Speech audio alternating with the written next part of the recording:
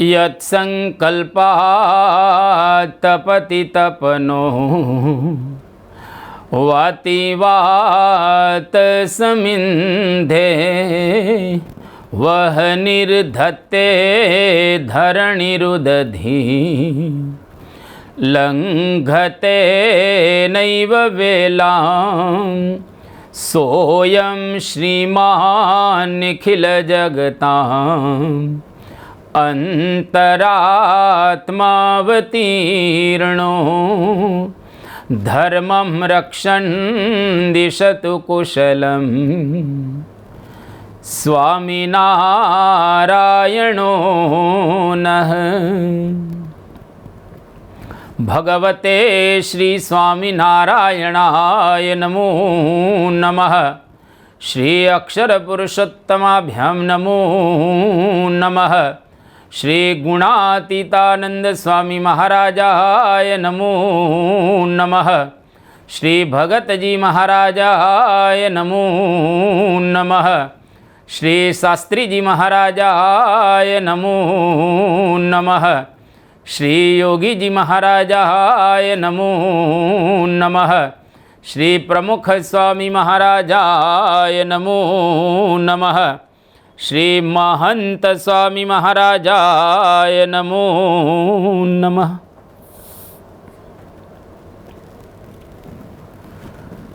પરમ પૂજ્ય મહંત સ્વામી મહારાજના કરકમળો દ્વારા લખાયેલો આ સત્સંગ દીક્ષા ગ્રંથ,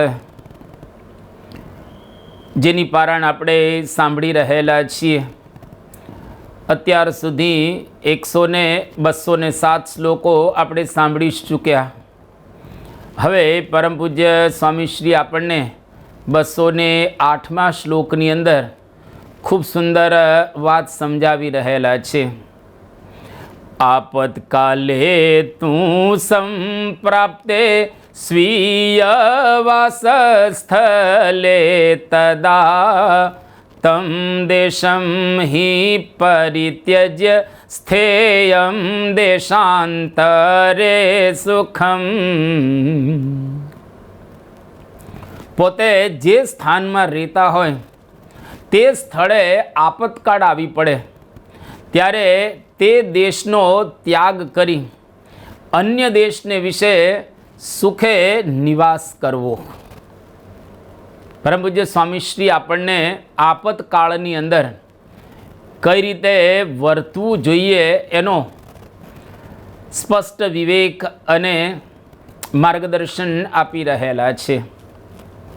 જે સ્થાનની અંદર આપણે વર્ષોથી રહેતા હોઈએ ત્યાં કોઈક વખત આપતકાળ આવી પડે ત્યારે એ દેશનો ત્યાગ કરી અને અન્ય દેશને વિશે જ્યાં આગળ આપણે સુખપૂર્વક રહી શકીએ એવા અન્ય દેશને વિશે આપણે નિવાસ કરવો જોઈએ કે ત્યાં આગળ જવું જોઈએ.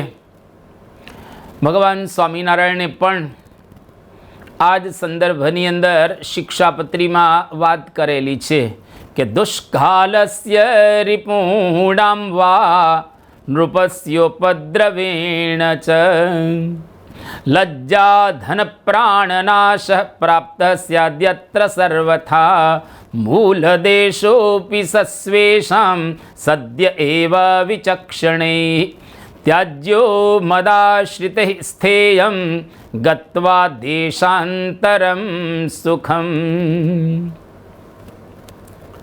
કોઈક વખત આપણે જે સ્થાનની અંદર રહેતા હોઈએ ત્યાં આગળ દુષ્કાળ આવે, કોઈક વખત શત્રુઓનો ઉપદ્રવ થાય, કોઈક વખત રાજા આપણને હેરાન કરે, કોઈક વખત જ્યાં આપણી લજ્જા બરાબર રીતે સચવાય નહીં, આપણા ધનનો નાશ થાય અથવા તો પ્રાણ સંકટની અંદર મુકાય કે નાશ પામે એવી પરિસ્થિતિ સર્જાય ત્યારે ભલે ને આપણો મૂળ દેશ હોય તો પણ સદ્ય એવ વિચક્ષણૈ ત્યાજ્ય, એટલે કે વિચક્ષણ પુરુષોએ એનો ત્યાગ કરવો જોઈએ અને દેશાંતરમ ગત્વા સુખમ સ્થેયમ, બીજા દેશની અંદર જઈ અને સુખપૂર્વક આપણે ત્યાં આગળ રહેવું જોઈએ. સદેશ યત્ર જીવ્યતે, સારી રીતે જીવી શકાય એનું નામ દેશ કહેવાય. જ્યાં આપણે સુખપૂર્વક રહી શકીએ ફેમિલીની સાથે, આપણા સગા વહાલા મિત્રોની સાથે. તો એ દેશની અંદર કદાચ કોઈક વખત આવું વાતાવરણ ઊભું થાય તો આપણે એનો ત્યાગ કરી દેવો. અરે વિદુરજીએ તો ત્યાં સુધી પણ વાત કરેલી છે કે આત્માર્થે પૃથ્વીમ ત્યજીત, આત્માની કહેતા પોતાની રક્ષા માટે પૃથ્વીનો ત્યાગ કરવો પડે તો પણ ત્યાગ કરી દેવો. આત્માની રક્ષા થાય, જ્યાં આપણે સુખપૂર્વક ભજન બરાબર કરી શકીએ અને આત્માનો નાશ ન થાય એનું પણ આપણે બરાબર ધ્યાન રાખવું જોઈએ. લજ્જા અને ધન ખૂબ જ મહત્ત્વના હોય છે. કારણ એક વખત લજ્જા નાશ પામે, લાજ જાય એ પાછી મળતી નથી, એ વાસ્તવિકતા રહેલી છે. નિષ્કુળાનંદ સ્વામીએ 64 પદી ગ્રંથની અંદર આ વાતને બહુ સુંદર રીતે દઢાવી છે, કરેલી છે કે રાજ ગયે આવી મળે રાજ, સાજ સમાજ સહી, પણ ગઈ મળે નહીં લાજ, કેવાની હતી તે કહી. કે રાજ ગયે આવી મળે રાજ. કોઈક વખત રાજ સિંહાસન જતું રહે તો ફરી પ્રાપ્ત જીવનની અંદર થાય, એમાં કોઈ શંકાને સ્થાન રહેલું નથી. પાછો સાજે મળી જાય, એવો સમાજે મળી જાય અને બધું જ આપણને પ્રાપ્ત થઈ જાય, પણ ગઈ મળે નહીં લાજ, કેવાની હતી તે કહી. એક વખત લાજ આપણી જતી રહે પછી એ લાજને મેળવવી ખૂબ જ અઘરી હોય છે. એટલે લાજ ન જાય એની તકેદારી, એની ખેવના, એની આપણે ચિંતા કરવી જોઈએ. તો અહીં આગળ સ્વામીશ્રી આપણને બહુ સુંદર માર્ગદર્શન આપી રહેલા છે કે કોઈક વખત આવો કંઈક સમય આવી જાય, આપણી લાજ જાય, ધન જાય, તો બરાબર રીતે આપણે ત્યાં આગળથી નીકળી જવું, કારણ કે લાજ પાછી ના આવે. એટલા માટે જેમ સરસ કહેવામાં આવ્યું છે કે લાજે લુગડા પહેરીએ, લાજે કીજીએ કામ, લાજ વિનાના માનવીને લાંબા લાંબા કાન. એટલે માણસ માત્ર લાજથી લુગડા પહેરતા હોય છે, કેટલા કપડાં ધારણ કરે છે. લાજે કીજીએ કામ, આપણે લાજથી અમુક કામ કરતા હોઈએ છીએ. લાજ વિનાના માનવીને લાંબા લાંબા કાન.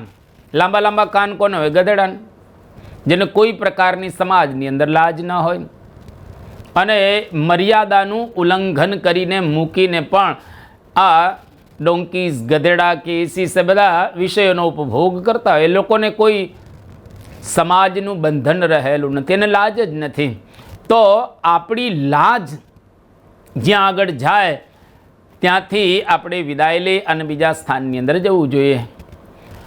કદાચ કોઈક વખત એવો સમય આવે કે આપણા ધનનો નાશ થતો હોય તો ધન પણ અગત્યનું રહેલું છે. ધન ન હોય તો લાચારીથી જીવન જીવવું પડે, ભરણ પોષણ ન થાય. એટલા માટે ધનની ખૂબ આવશ્યકતા રહેલી છે. તો ધનનો નાશ થતો હોય એવી પરિસ્થિતિ કદાચ સર્જાય તો દેશનો ત્યાગ કરી દેવો અને જ્યાં આગળ સુખપૂર્વક આપણે રહી શકીએ એવા આ દેશની અંદર આપણે જવું જોઈએ. અને પૂર્વે મોટા મોટાઓએ પણ સ્થાનનો ત્યાગ કર્યો છે અને સ્થાનનો ત્યાગ કરીને લોકો સુખી થયા છે.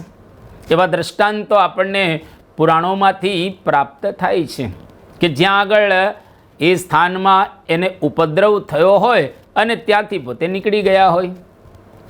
ભગવાન કૃષ્ણચંદ્ર મથુરાનો પરિત્યાગ કરી અને દ્વારિકાની અંદર જાય છે.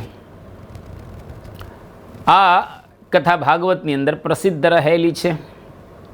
ભગવાન સ્વામિનારાયણના પિતાશ્રી ધર્મદેવ એ બાલપ્રભુ ઘનશ્યામની સાથે છપૈયાનો પરિત્યાગ કરી અને અયોધ્યાની અંદર જાય છે. આત્માનંદ સ્વામીના શિષ્ય લતીપુરનો ત્યાગ કરીને નીકળી ગયા છે. ગગાભાઈ સુથાર શેખપાટ ગયા હતા પોતાના ગામનો ત્યાગ કરીને. વલ્લભજી જાની ભાદરા ગયા હતા. મહારાજની આજ્ઞાથી હરિભક્તોએ મેમકાનો પણ ત્યાગ કર્યો. મૂળજી શેઠ લીમલી ગયા હતા. હંસરાજભાઈ સુથાર ખોલડિયાદ ગયા. શામો અગોલો અને શામો કાંસાગરો ચાણપર ગયા હતા. ઘણા બધા એવા હરિભક્તો કરાચી અને યુગાન્ડાનો ત્યાગ કરી અને ઇંગ્લેન્ડની અંદર લોકો આવી ગયા, ભારતની અંદર આવી ગયા. તો જેને જેને આ પ્રકારનો સ્થાનનો ત્યાગ કર્યો બધા સુખી થયા છે. એટલે જ્યાં આગળ લાજ જતી હોય કે ધન જતું હોય કે પછી અન્ય કોઈ પ્રકારે આપણું નુકસાન થતું હોય એનો ત્યાગ કરી અને સુખપૂર્વક જ્યાં આપણે જીવન વ્યતીત કરી શકીએ ત્યાં જવું જોઈએ. આ પરમ પૂજ્ય સ્વામીશ્રી આપણને સદબોધ આપી રહ્યા છે. બ્રહ્મ સ્વરૂપ શાસ્ત્રીજી મહારાજ, શ્રીજી મહારાજની આ શિક્ષાપત્રીની આજ્ઞા એને શિરોધાર્ય કરી અને વડતાલથી પોતે નીકળ્યા. મહારાજ અને સ્વામીનો મહિમા દેશ વિદેશની અંદર એમણે ખૂબ પ્રવર્તાવ્યો. અદ્ભુત શાસ્ત્રીજી મહારાજે બધા કાર્યો કર્યા. તો આવા પ્રસંગે કોઈક વખત બહાર નીકળવું પડે તો એમાં કોઈ પ્રકારનો બાદ હોતો નથી. ભગવાનની આજ્ઞા છે. અત્યારે આપણા ગુરુ મહંત સ્વામી મહારાજ પણ આપણને આજ્ઞા કરી રહેલા છે. તો બહાર નીકળવા માટે શૂરવીરતા પણ જોઈએ અને આપણા જીવનની અંદર ડાપણ પણ જોઈએ. એની મહત્તા પણ રહેલી છે. એટલે મહાપુરુષો બહુ સુંદર વાત કરીને ગયા છે. ચાણક્ય નીતિની અંદર એક વાત બતાવવામાં આવી છે કે દુઃખિતા સ્તોત્રયો યાંતિ સિંહ સત્પુરુષા ગજા ત્રય સ્થાનમ ન મુંચન્તે કાકા કા પુરુષ મૃગા. સિંહ, સત્પુરુષ કે હાથી જે દેશની અંદર દુઃખી થતા હોય તેનો ત્યાગ કરી અને અન્યત્ર એ પોતે જતા રહે. પણ દુઃખી થવા છતાંય કાગડા, કાયરો અને મૃગલા એ સ્થાન છોડતા નથી. કેટલી અદ્ભુત વાત ચાણક્ય આપણને બતાવી રહેલા છે. મૂળ દેશ છોડીને ગમે ત્યાં જાઓ પણ આપણી ભાષા, ભૂષા, ભોજન ને ભજન એ ન ભૂલાવા જોઈએ. એ બરાબર રીતે રાખવા તો આપણા સંસ્કારો સરસ રીતે જળવાઈ રહે. અને સંસ્કારો જો નાશ પામે તો સમજી લેવું આપણો નાશ નિશ્ચિત રહેલો છે. એટલા માટે સંસ્કારો કોઈ દિવસ જવા ન જોઈએ. આ પ્રકારની વાત પરમ પૂજ્ય સ્વામીશ્રીએ આપણને 208મા શ્લોકની અંદર કરી. હવે 209મા શ્લોકની અંદર સ્વામીશ્રી આપણને સમજાવી રહેલા છે. કાર્યમ બાલેશ્ચ બાલાભીર બાલ્યાત વિદ્યાભિપ્રાપણમ ધુરાચાર કોસંગશ્ચ ત્યાજ્યાનિ વ્યસનાનિ ચ. નાના બાળકો તથા બાલિકાઓએ બાળપણથી જ વિદ્યા પ્રાપ્ત કરવી, દુરાચાર, કુસંગ અને વ્યસનોનો ત્યાગ કરવો. અદ્ભુત વાત સ્વામીશ્રી આપણને બાલ્યાવસ્થાથી શું કરવું એનું માર્ગદર્શન આપી રહેલા છે કે નાના બાળકોએ અને બાલિકાઓએ બાળપણથી જ વિદ્યા પ્રાપ્ત કરવી, દુરાચાર, કુસંગ અને વ્યસનોનો ત્યાગ કરવો.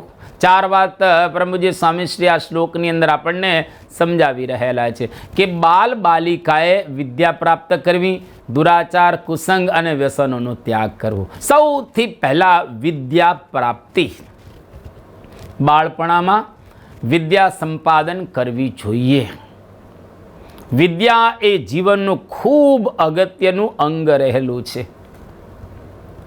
જો વિદ્યા આપણી અંદર ન હોય તો અભણ અને આંધળો બેય બરાબર ગણાય.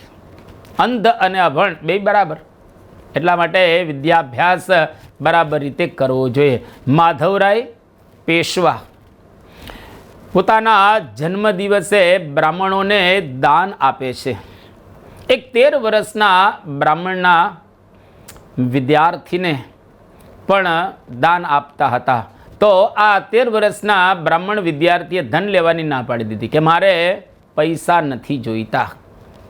કારણ કે ધનિક વ્યક્તિ સમય જતાં નિર્ધન બની જાય છે. કદાચ તમે અન્નદાન આપો તો ભોજન બાદ અલગ ખૂટી જાય છે, છૂટી જાય છે. કદાચ વસ્ત્ર આપો તો થોડા સમય પછી મેલું ગેલું થઈ જાય ને ફાટી જાય. કદાચ ભૂમિનું દાન આપો એ સમય જતાં વ્યર્થ થઈ જાય છે. માટે મારે નથી જોઈતું. તો પેશવાએ કહ્યું તારે શું જોઈએ છે? તો નાનું બટુક 13 વર્ષને એને વાત કરી કે એવું ધન કે જે ક્યારેય ન ખૂટે, મારી પાસે જ રહે અને પેઢી દર પેઢી જળવાઈ રહે. ત્યારે પેશવાએ કહ્યું કે એવું શું છે? ત્યારે બટુક કહે કે હું ગરીબ છું, અનાથ બાળક છું, મારે કોઈ માતા પિતા તો છે નહીં, તો મને ભણવાની વ્યવસ્થા કરી આપશો તો હું આપનો ઋણી હંમેશને માટે રહીશ. અને ખરેખર પેશવાએ એમને માટે ભણવાની વ્યવસ્થા કરી આપી. બાળકની માગણીનો સ્વીકાર કર્યો અને બાળક ભણી ગણી અને આગળ જતા પ્રસિદ્ધ ન્યાયમૂર્તિ રામશાસ્ત્રી બન્યા. ભારત વર્ષની અંદર વિશ્વમાં આ રામશાસ્ત્રીનું ખૂબ મોટું નામ. જો પૈસા ન લીધા, ધન સંપત્તિ એને ન લીધી, પણ વિદ્યા એમણે સંપાદન કરી. તો વિદ્યા કામ દુઘા ધેનુ. વિદ્યા કામધેનુ ગાય સમાન રહેલી છે. તમે કોઈ કામધેનુ ગાય હોય એની નજીક જાઓ અને જે પ્રકારના તમે સંકલ્પ કરો, તમામ સંકલ્પ તમારા પૂરા થાય. એવી જ રીતે જો વિદ્યા સંપાદન કરેલી હોય તો તમારા તમામ સંકલ્પ એના દ્વારા પૂર્ણ થઈ શકે. એટલા માટે વિદ્યાનો ખૂબ મહિમા બતાવવામાં આવેલો છે. સુંદરોપી સુશીલોપી કુલીનોપી મહાધન શોભતેન વિના વિદ્યામ વિદ્યા સર્વસ્ય ભૂષણમ. તમે સુંદર હો, સુશીલ હો, કુલીન હો, મહાધનવાન પણ હો, પણ જો વિદ્યા તમારી અંદર ન હોય તો વિદ્યા વગર તમે શોભતા નથી. કારણ વિદ્યા સર્વસ્ય ભૂષણમ, બધા જનું ભૂષણ વિદ્યા રહેલી છે. આ દાન બહુ મોટું દાન રહેલું છે. અન્નદાનમ પરમ દાનમ, વિદ્યાદાનમ અતઃ પરમ. અન્નદાન છે એ મોટું દાન છે, એના કરતાં વિદ્યાદાન છે શ્રેષ્ઠ દાન બતાવવામાં આવેલું છે. અન્નેન ક્ષણિકા તૃપ્તિ યાવ જીવમ તુ વિદ્યા. અન્નદાન દ્વારા ક્ષણિક તૃપ્તિ માણસને થાય, પણ જો વિદ્યાનું દાન આપેલું હોય તો યાવ જીવમ તુ વિદ્યા. વિદ્યા દ્વારા જ્યાં સુધી જીવે ત્યાં સુધી એને તૃપ્તિનો અનુભવ થાય, શાંતિનો અનુભવ થાય, સુખનો અનુભવ થાય. એટલા માટે વિદ્યા પ્રાપ્ત કરવી જોઈએ. એ પરમ પૂજ્ય સ્વામીશ્રી આપણને આ શ્લોકની અંદર બતાવી રહ્યા છે. બાળપણમાં વિદ્યા બરાબર ભણવી જોઈએ. મા બાપે પણ છોકરા છોકરીઓને બરાબર ભણાવવા જોઈએ. જો મા બાપ બરાબર જાગૃત ન હોય તો એના દીકરા અને દીકરીઓ બરાબર રીતે ભણતા હોતા નથી. એટલે મા બાપે પોતાના પુત્ર અને પુત્રીઓ ઉપર વ્યવસ્થિત ધ્યાન આપવું જોઈએ. અને આમે વિદ્યા માટે અને આપણા જીવન માટે એક સરસ કહેવાયું છે, પ્રથમે નાર્જિતા વિદ્યા, દ્વિતીય નાર્જિતમ ધનમ, તૃતીય નાર્જિતો ધર્મ, ચતુર્થે કિમ કરિષ્યતિ. પ્રથમ 25 વર્ષની અંદર વિદ્યા સંપાદન ન કરી હોય, બીજા 25 વર્ષની અંદર ધન સંપાદન ન કર્યું હોય, ત્રીજા 25 વર્ષની અંદર ધર્મ સંપાદન ન કર્યો હોય, તો ચોથા 25 વર્ષની અંદર શું કરશે? અર્થાત કાંઈ નહીં કરે. એટલા માટે વિદ્યા બરાબર રીતે સંપાદન આપણે કરવી જોઈએ. અને આ વિદ્યા કેવી છે? જેને કોઈ ચોર ન ચોરી શકે. રાજા પણ જેને લઈ ન શકે, અરે ભાઈઓ ભાગ ન પાડી શકે, પાછો ભારે ન લાગે નહીં, જેમ જેમ આપો એમ વધતી રહે.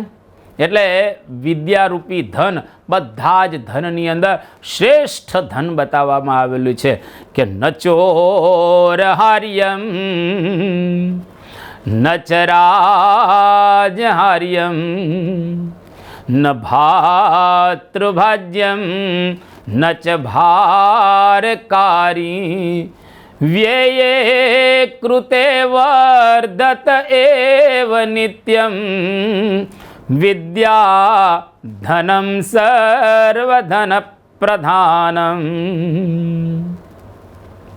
વિદ્યારૂપી ધન બધા જ ધનની અંદર શ્રેષ્ઠ ધન રહેલું છે. એટલા માટે પરમ પૂજ્ય સ્વામીશ્રી આપણને કહી રહેલા છે કે વિદ્યાર્થીઓએ કે બાળકો અને બાલિકાઓએ વિદ્યા સંપાદન કરવી જોઈએ. એક વાત. બીજી વાત પરમ પૂજ્ય સ્વામીશ્રી આ શ્લોકની અંદર કહે છે દુરાચાર ત્યાગ. આપણી અંદર જે ખોટો આચાર હોય, ખરાબ આચાર હોય, એનો પરિત્યાગ કરવો જોઈએ. એક વખત એક શિક્ષકે વર્ગખંડની અંદર પ્રશ્ન પૂછ્યો કે સફરજનનો કયો કલર હોય છે? મોટા ભાગના બાળકોએ એવો જવાબ આપ્યો. કોઈકે કહ્યું કે લાલ, કોઈકે કહ્યું કે લીલો કલર, કોઈકે કહ્યું કે સોનેરી કલર, એક બાળકે કહ્યું કે સફેદ. શિક્ષકને આશ્ચર્ય થયું કે બેટા લાલ, લીલું ને સોનેરી સફરજન તો આપણે જોયેલા છે, પણ સફેદ સફરજન કોઈ દિવસ જોવામાં આવ્યું નથી. ત્યારે પેલો નાનો છોકરો હતો પણ દ્રઢતાથી બોલ્યો કે તમે અંદર જુઓ. જ્યારે એ કાપીને અંદર જોવામાં આવે તો સફરજનનો કલર અંદર સફેદ છે. દુરાચાર એ બહારનો ભાગ રહેલો છે, જ્યારે સદાચાર એ અંદરનો ભાગ છે, અંદરનો વિષય છે. ખરાબ આચરણ જોવાથી, સાંભળવાથી અથવા તો સ્પર્શ વગેરેથી થાય છે. માટે આપણે અંદર થોડોક વિચાર કરવું કે આપણી અંદર સદાચાર એટલે કે શુદ્ધતા બરાબર છે કે નહીં. સદાચાર બહારનો વિષય નથી, પરંતુ અંદરનો વિષય રહેલો છે. એટલા માટે સદાચારને કોઈ દિવસ આપણે ગુમાવવો ન જોઈએ. અને સદાચારને આપણે જોવાથી, સાંભળવાથી, સ્પર્શ કરવાથી ગુમાવતા હોઈએ છીએ. માટે વિદ્યાર્થી અવસ્થામાં બધાથી દૂર રહેવું. ખરાબ સ્પર્શ ન કરવો, ખરાબ સાંભળવું નહીં, ખરાબ વિદ્યાર્થીની સાથે રહેવું પણ નહીં, ખરાબ સ્પર્શ પણ કરવો નહીં. જો આ બધાથી આપણે દૂર રહીએ તો સારામાં સારી રીતે આપણે સદાચારનું પાલન કરી શકીએ. અત્યારના જમાના પ્રમાણે ટીવી અને ઇન્ટરનેટમાં અશ્લીલ સાઇટ પર કોઈ પણ વિદ્યાર્થી જાય તો એને દુરાચાર કરવાનું મન થાય. એટલે આવી જે સાઇટ હોય એનાથી આપણે દૂર જ રહેવું, એની નજીક જ ક્યારેય ન જવું. ટૂંકમાં એ સાઇટ ક્યારેય ખોલવી ન જોઈએ. સ્વામીશ્રી ત્રીજી વાત કરે છે કુસંગનો ત્યાગ કરવો. દુઃસંગ સર્વથૈવ ત્યાજ્ય. આ પ્રકારે શાસ્ત્રોની અંદર કહેવામાં આવેલું છે. અહો દુર્જન સંસર્ગાત માનહાનિ પદે પદે પાવકો લોહ સંગેન મુદ્ગરૈર વિહન્યતે. પાવક એટલે અગ્નિ, અગ્નિ દેવતા છે. પણ લોખંડનો એને સંગ થાય અને લોખંડ ગરમ કરવામાં આવે, પછી એને ટીપવામાં આવે તો લોખંડને તો માર પડે છે, પરંતુ લોખંડની સાથે રહેલો પાવક કહેતા અગ્નિ એને પણ સહન કરવું પડે છે. એને પણ ઘણના ઘા, હથોડાના ઘા સહન કરવા પડે છે. મોટા મોટાને કુસંગની અસર થઈ જાય છે. ગમે તેવા તમે પણ કુસંગની અસર એ મારી દેતી હોય છે. ગાંધીજી કેટલા મહાન હતા આપણે જાણીએ છીએ એમનો ઇતિહાસ. એમણે પોતે જ પોતાના સત્યના પ્રયોગો આ પુસ્તકની અંદર વાત કરેલી છે કે ગાંધીજી બાળપણમાં રાજકોટના ખરાબ મિત્રોને લઈ અને માંસ ખાતા થયેલા. બીડી પિતાએ થયેલા, પિતાના પૈસાની ચોરી પણ કરેલી. કુસંગી મિત્ર એને એક વખત વેશ્યાવાડે પણ લઈ ગયેલો. આપઘાત કરવાનો વિચાર પણ એમને થયેલો અને જંગલમાંથી ધંતુરાના બી લાવેલા. છેવટે એને ખાધા નહીં. સત્યના પ્રયોગો 16 થી 23 પાના સુધી એમણે આ વાત કરેલી છે, એમના શબ્દો.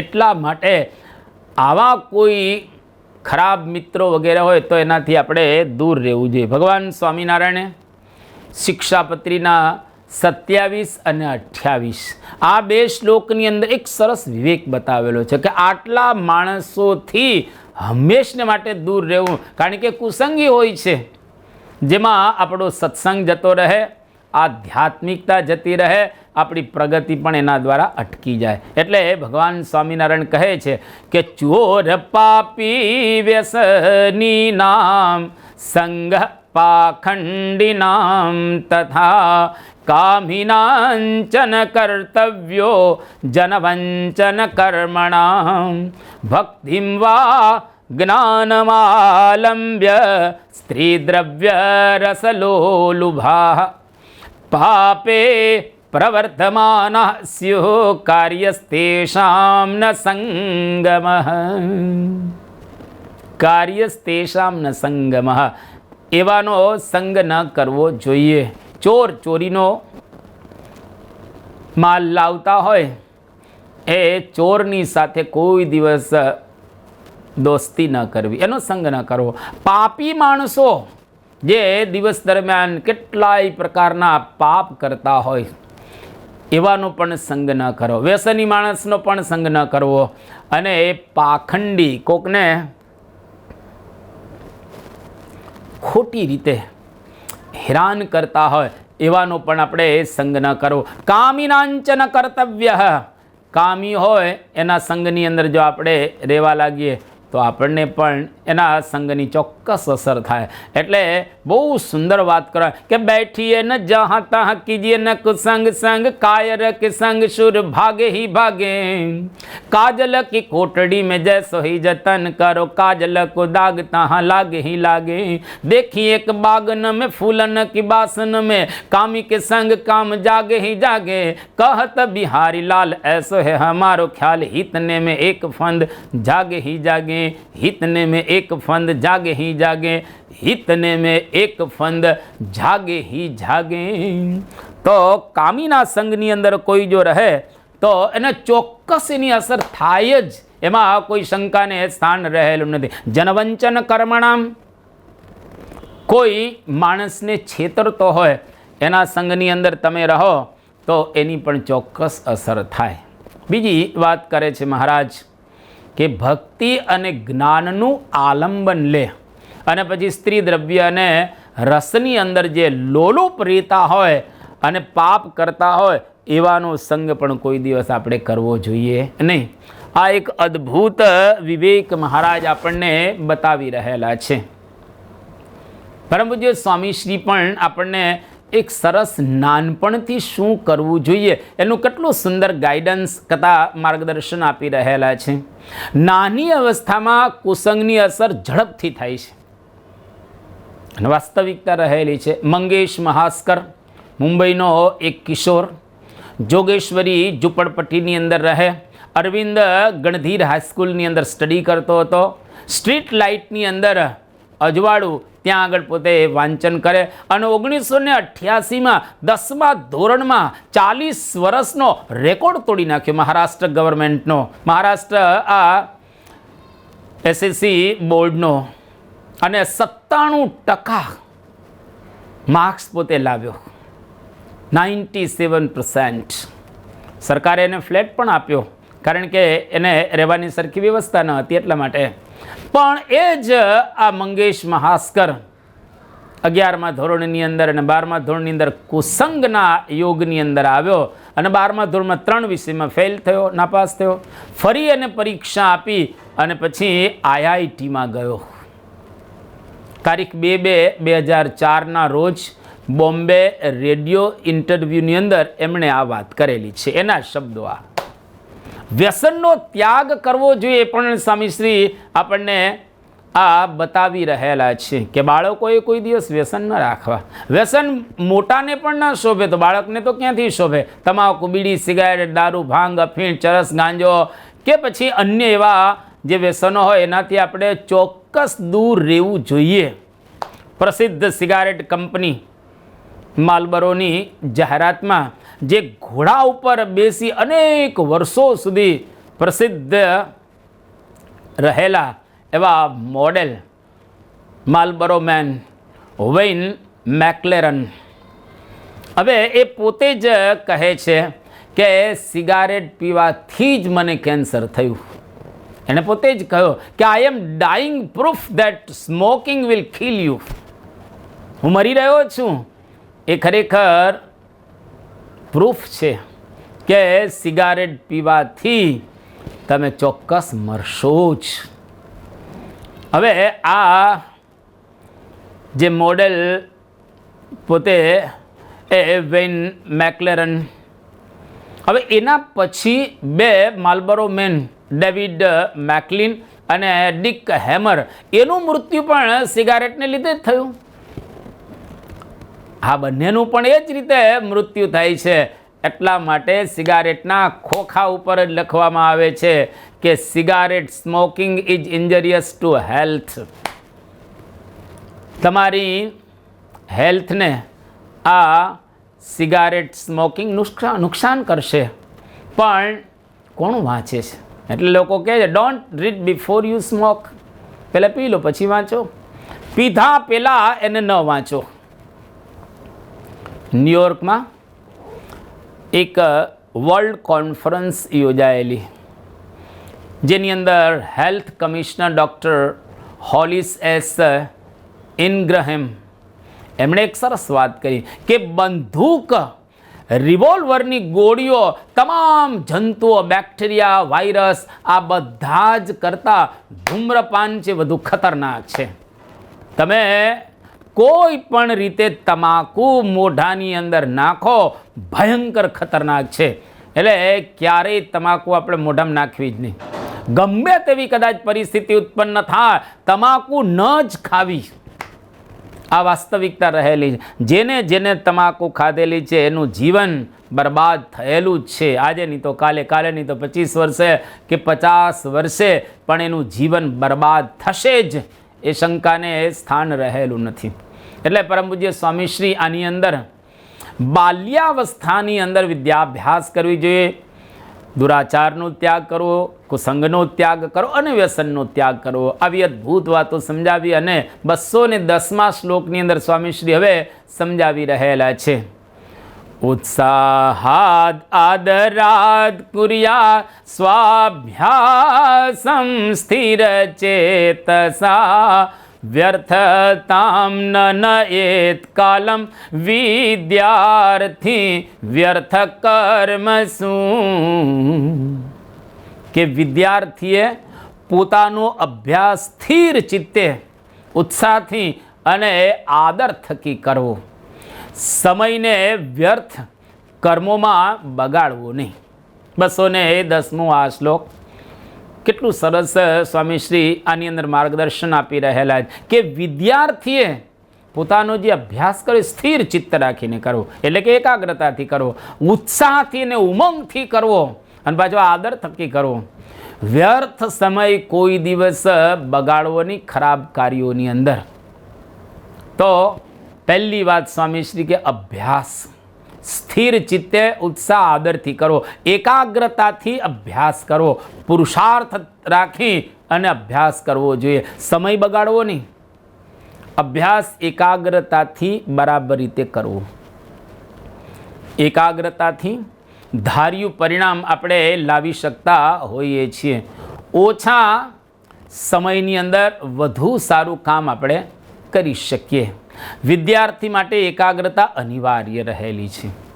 જો વિદ્યાર્થી એકાગ્ર ન થાય તો એ સારી રીતે વિદ્યા સંપાદન ન કરી શકે. સ્વામી વિવેકાનંદજી 1871ની સાલમાં 9મા ધોરણની અંદર પોતે અભ્યાસ કરતા હતા અને મેટ્રોપોલિટન ઇન્સ્ટિટ્યુશન સ્કૂલની અંદર પોતે અભ્યાસ કરતા હતા. એક વખત બધા વિદ્યાર્થીઓની સાથે ચાલુ વર્ગે વાતો કરતા હતા.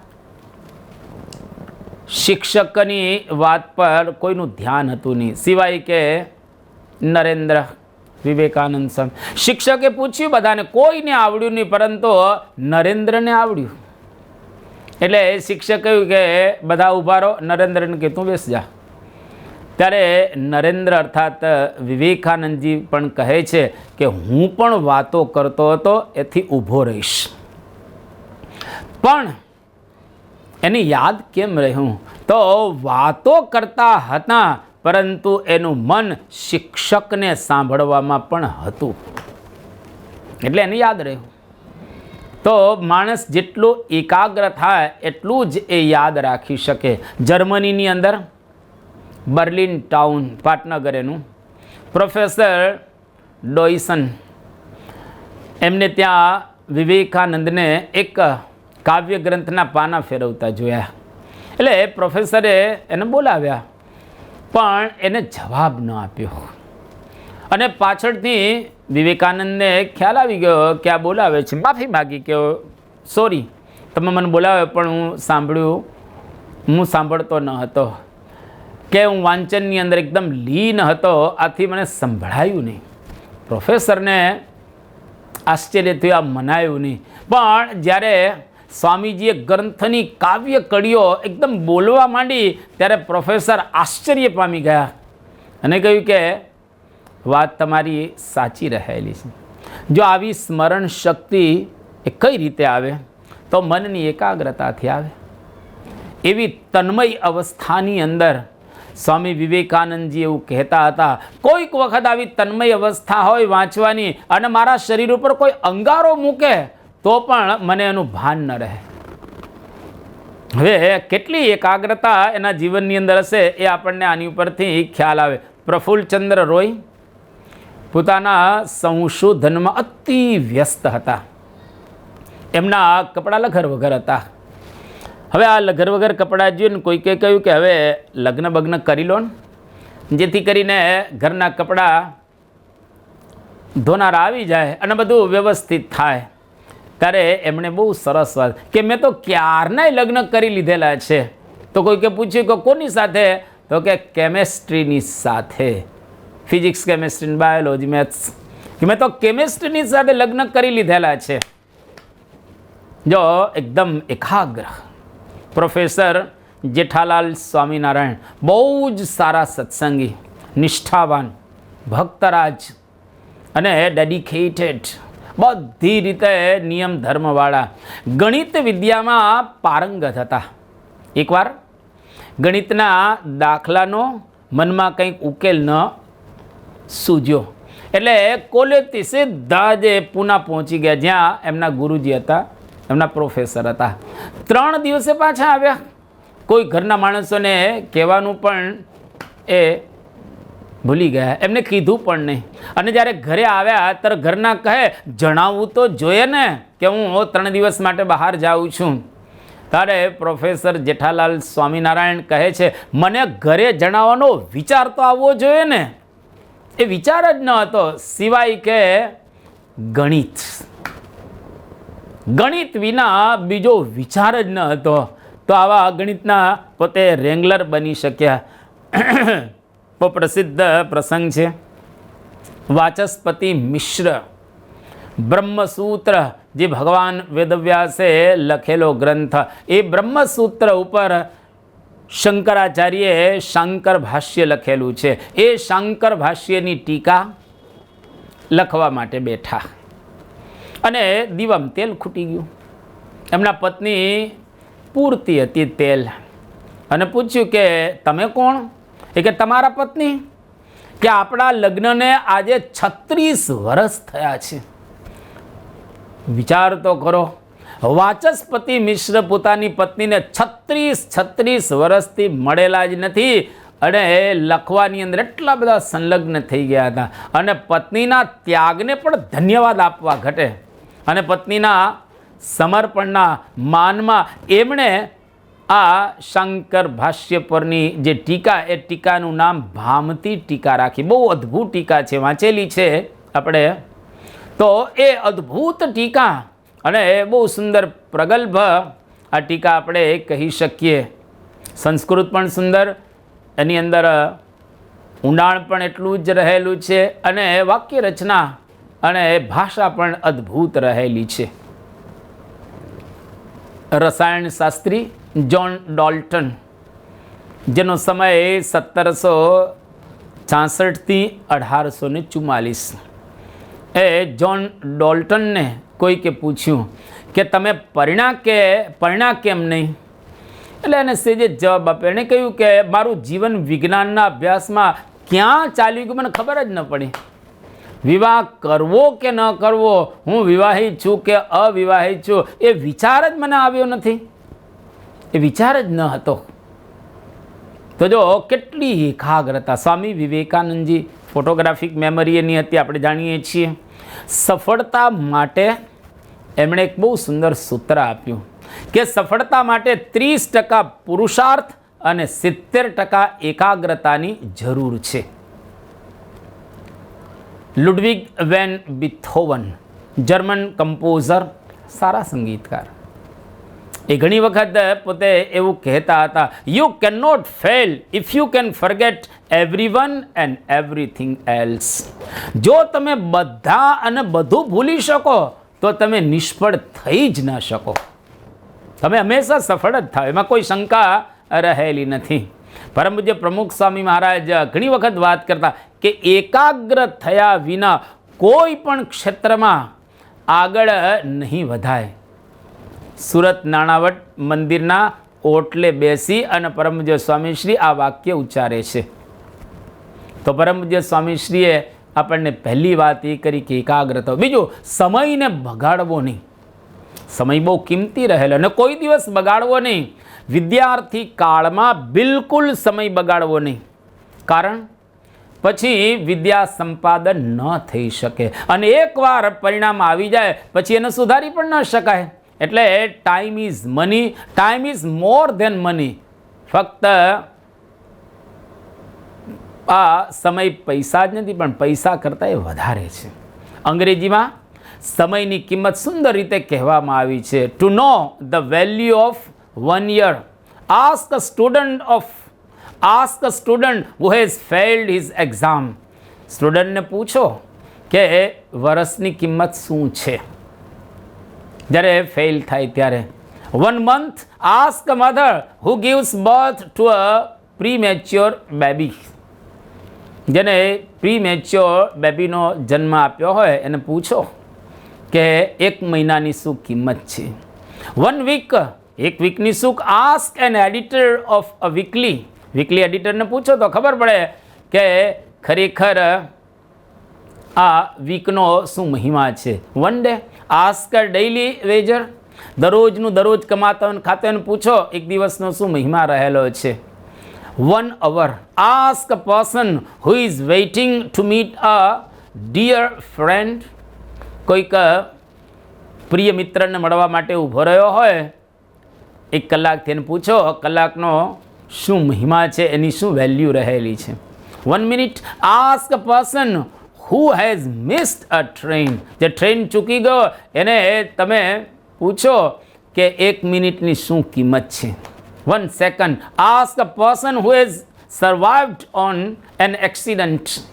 જે એક્સિડન્ટ થતાં બચી ગયો એને પૂછો કે 1 સેકન્ડનો ખરેખર શું મહિમા રહેલો છે. ટૂંકમાં કહીએ તો સમય ખૂબ અગત્યનો રહેલો છે, જે પરમ પૂજ્ય સ્વામીશ્રી આપણને સુંદર અહીંયા આગળ શિખામણ આપી રહેલા છે. તો અહીંયા આગળ 210મા શ્લોકની અંદર સ્વામીશ્રી આપણને આ પ્રકારનું માર્ગદર્શન આપ્યું. હવે 211મા શ્લોકની અંદર સ્વામીશ્રી સમજાવી રહેલા છે. બાલ્યાદેવ દ્રઢી કુર્યા સેવા વિનમ્રતાધિકમ નિર્બલતામ ભયમ ચાપી નૈવ ગચ્છેત કદાચન. કે બાળપણથી જ સેવા, વિનમ્રતા વગેરે દ્રઢ કરવા, ક્યારેય નિર્બળ ન થવું અને ભય ન રાખવો. અદ્ભુત વાત સ્વામીશ્રી આપણને આ શ્લોકની અંદર સમજાવી રહેલા છે કે બાળપણમાં સેવા, વિનમ્રતા વગેરે દ્રઢ કરવા, નિર્બળ ન થવું અને ભય ન રાખવું. 4 વસ્તુઓ આની અંદર પરમ પૂજ્ય સ્વામીશ્રી બતાવી રહ્યા છે. પહેલી વાત સેવાની, કે બાળપણમાં સેવા બરાબર રીતે કરવી. નાનપણથી સેવાનો ગુણ શીખવો જોઈએ, તો જીવનમાં ખૂબ ખૂબ પ્રગતિ આપણે કરી શકીએ. સરદાર વલ્લભભાઈ પટેલ, એમના જીવનમાં પહેલેથી આ સેવાનો ગુણ હતો. શાળામાં જ્યારે ભણતા હતા ત્યારે એક મિત્ર જેને ન્યુમોનિયા થઈ ગયેલો, રોજ એના ઘરે જાય, ઝાડા સાફ કરે, પેશાબ સાફ કરે અને પોતાને જે વાપરવાના પૈસા મળતા તેને આપી દે, એના દવા માટે આપી દે. પોતે 6 ગામના પાટીદાર છતાં પણ એ સામાન્ય આ છોકરાની એમણે સેવા કરેલી. તો સેવાનો ગુણ એની અંદર ખૂબ જબરજસ્ત હતો. ગુરુ નાનકજી પોતાના પુત્ર એને કહે છે કે બેટા, આજે ગૌશાળા સાફ કરવાનું હું ભૂલી ગયો છું, તો સાફ કરી નાખ. પુત્ર કહે, પણ હજી પૂજા પાઠ બાકી છે અને આ હું ગૌશાળા સાફ કરું તો મારા કપડાં ગંદા થાય. ત્યારે ગુરુ નાનકજીએ કહ્યું કે સારું.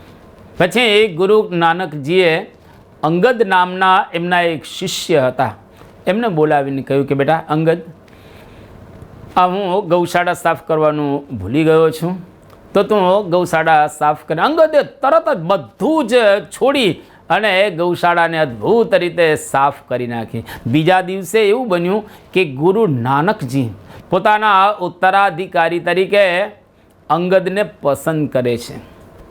શિષ્યોમાં થોડો ગણગણાટ ઊભો થયો કે પુત્રને મૂકી અને અંગદને શા માટે આ ઉત્તરાધિકારી તરીકે સિલેક્ટ કરે છે. પુત્ર કરતાં ઉત્તરાધિકારી થવાની વધુ યોગ્યતા તો એના દીકરાની અંદર. ત્યારે ગુરુ નાનકજી બહુ સરસ વાત કરે કે જે ગૌશાળાની ગંદકી સાફ કરી શકે તે સમાજની ગંદકી પણ સાફ જરૂર કરી શકે. જો કેટલો સુંદર તર્ક આપી અને એ અંગદને ઉત્તરાધિકારી તરીકે નિયુક્ત કરે છે. ટૂંકમાં કહીએ તો સેવા કરીએ તો આપણી ઉપર મોટાનો રાજીપો પ્રાપ્ત થાય.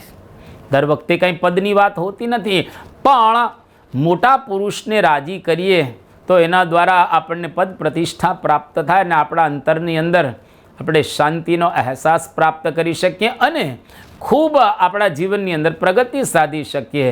તો સેવા સે મેવા મિલે, કરકે દેખો સેવ, બિન સેવા મેવા નહીં, કહેતે શ્રી ગુરુદેવ. અદ્ભુત કહેલું છે. બ્રહ્મ સ્વરૂપ શાસ્ત્રીજી મહારાજ, યોગીજી મહારાજ, પ્રમુખ સ્વામી મહારાજ નાનપણમાં ખૂબ ભણતા અને સેવા કરતા. જે આજે પરમ પૂજ્ય મહંત સ્વામી મહારાજના જીવનની અંદર પણ આપણને જોવા મળે. નાના હતા ત્યારે ખૂબ એમણે પણ સેવા કરેલી છે અને આજે પણ એવી જ પોતે સેવા કરી રહેલા છે. તો બાલ્યકાળથી પહેલો ગુણ સેવાનો શીખો. બીજું વિનમ્રતા. નમે તે સૌને ગમે. નમ્રતા નાનપણથી જ કેળવવી. છોટી વયે પડેલા સંસ્કાર મોટી વયે પણ રહે ભૂસાય નહીં. વિનમ્રતાથી વિશ્વ આખું આપણે જીતી શકીએ. મહારાજે પ્રથમના 56મા વચનામૃતની અંદર વાત કરી કે જેમ બાળક હોય તે જે દિવસ કાંઈ માનનો ઘાટ સંકલ્પ હોય ને, એવી જ રીતે સાધુને તો ગમે તેટલી પૂજા થાય, પ્રતિષ્ઠા મળે, જે કંઈ થાય, પણ બાળકની પેઠે માન રહિત વર્તું. એટલે બાળકે નિર્માનીપણે રહેવું જોઈએ અને બળવાન થવું. સ્વામીશ્રી આગળ બતાવે છે ઘણા પ્રકારના બળ રહેલા છે. શરીર બળ, ધન બળ, સૈન્ય બળ, બુદ્ધિ બળ, શાસ્ત્ર બળ, મનોબળ, શસ્ત્ર બળ, તો આત્મબળ, પરમાત્મા બળ, આ બધા પ્રકારના બળ રહેલા છે. નાનપણમાં શરીર બળ, બુદ્ધિ બળ, મનોબળ, આત્મબળ, પરમાત્મા બળ, આ વિશેષ કરીને આપણે બરાબર રીતે રાખવા જોઈએ. એનો વિશેષ વિકાસ થાય એવા પ્રયત્નો પણ આપણે કરવા જોઈએ. શાસ્ત્રીજી મહારાજ, યોગીજી મહારાજ, પ્રમુખ સ્વામી મહારાજના આજે વર્તમાન કાળે પરમ પૂજ્ય મહંત સ્વામી મહારાજ એ ખૂબ આની ઉપર આપણને ચિંતન મનન કરી અને બતાવી રહેલા છે. ધ્રુવ, પ્રહલાદ, નચિકેતા, તમે જો નાનપણથી કેવા બળવાન હતા. શરીર બળ તો હતું જ, પરંતુ આત્મબળ અને પરમાત્મા બળ પણ એમને ખૂબ વિશેષ હતું. બ્રુસલી તમે જુઓ, કરાટેના માસ્ટર, એ દરરોજ શરીર બળ વધારવા માટે પ્રયત્ન, મનોબળ પણ એવું જબરજસ્ત એનું હતું. એક્સરસાઇઝ દ્વારા એમણે આ બધું કરેલું હતું.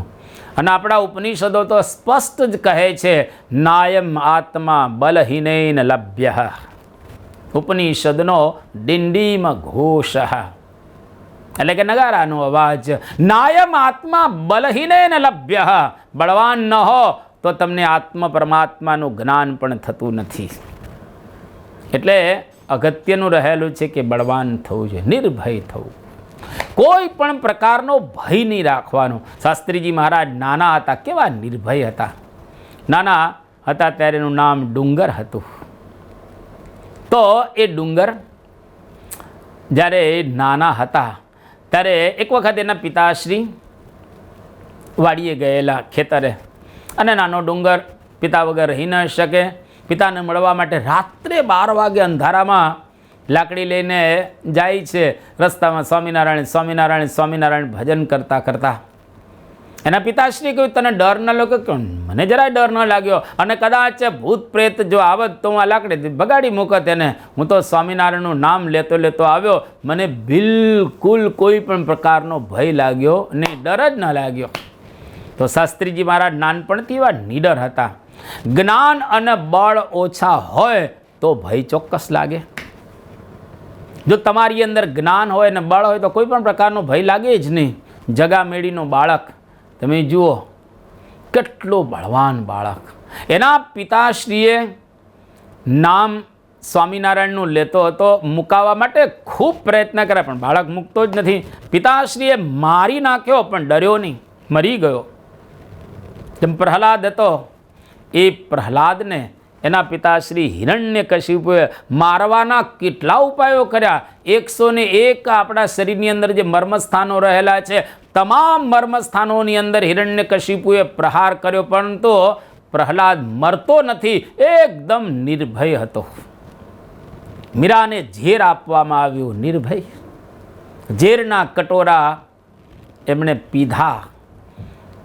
મીરા અતિશય નિર્ભય, ભગવાનની ઈચ્છાથી જેવું થવું હશે થશે. જો યોગીજી મહારાજ નાના હતા ત્યારે ભણતા હતા, અને એ સ્કૂલની અંદર એક ચંદુને આચાર્ય મારી નાખ્યો. કોઈ સાક્ષી પૂરે નહીં, પરંતુ આ ઝીણા ભક્તે સાક્ષી પૂરી. પછી તો બધા એની અંદર ભળ્યા, પણ નિર્ભય ઝીણા ભગત હતા. જો તમે નિર્ભય હો તો લોકો તમારાથી ડરે, અને તમે ડરો તો લોકો તમને ડરાવે. એટલા માટે નિર્ભય રહેવું, કોઈ પણ પ્રકારનો ડર રાખવો નહીં. સ્વામી વિવેકાનંદજી એક વખત લંડનની અંદર હતા, અને ખેતરમાં આમ ફરવા માટે નીકળેલા હતા. 3 અંગ્રેજ અને એક સ્ત્રી એ ખેતરની અંદર હતા, અને એક વિફરેલો સાંઢ દોડતો દોડતો એમની ઉપર આવતો હતો, અને બીજા બધા જ ભાગ્યા. પણ સ્વામી વિવેકાનંદ એકદમ અદબવાળી નામ વિચારી રહ્યા કે જોઈએ કેટલો દૂર આપણને ફેંકી શકે છે. અને સ્વામી અદબવાળીને ઊભા હતા લાક્ષણિક શૈલીની અંદર. પેલો સાંઢ આવ્યો અને ધસમસતો આવતો હતો જબરજસ્ત રીતે, પણ થોડે દૂર જ્યાં નજીક આવ્યો ત્યાં ઊભો રહી ગયો, અને પછી ત્યાંથી ચાલ્યો ગયો. જરાય સ્વામી વિવેકાનંદને કશું જ એ કરતો નથી સાંઢ, અને ત્યાંથી પોતે જતો રહ્યો. જો સ્વામીજી ન ડર્યા તો પેલો સાંઢ એને કશું જ કરી શકતો નથી. એટલા માટે કોઈ દિવસ ડરવું નહીં. ક્યાંય જ્યાં જાઓ ત્યાં નિર્ભય રીતે વર્તું. પણ ક્યારે વર્તી શકાય? અંદરથી તમે જો બરાબર હો તો જ નિર્ભય રહી શકો. એટલે આપણા વેદો કેટલી સુંદર વાતો આપણને કહી રહેલા છે. શમ મે અસ્તુ અભયમ મે અસ્તુ, મારું કલ્યાણ થાઓ અને અભયમ મે અસ્તુ, હું એકદમ નિર્ભય થાવ. મને નિર્ભયતા પ્રદાન કરો, આપો.